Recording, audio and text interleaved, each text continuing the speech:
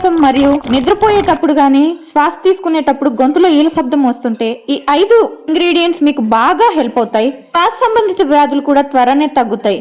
నీళ్ళల్లో ఒక మిరియాలు, ఒక 4-5 తులసాకులు, కొన్ని లవంగాలు మరియు 1 ఇంచి అల్లం ముక్క దంచి కషాయంలాగా కాచి తాగడం వల్ల జలుబు దగ్గు నిండే కాదు, గురక నుండి కూడా చాలా ఉపశమనం లభిస్తుంది. గొంతు మంట, వాపు కూడా తగ్గుతాయి. కాన్స్టిపేషన్ కూడా ఫ్రీ అయి డైజెషన్ ఇంప్రూవ్ అవుతుంది.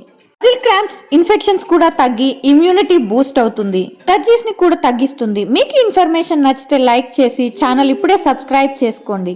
కాలంలో ఈ రెమెడీ తప్పకుండా పనిచేస్తుంది. తప్పక ట్రై చేయండి. Thank you.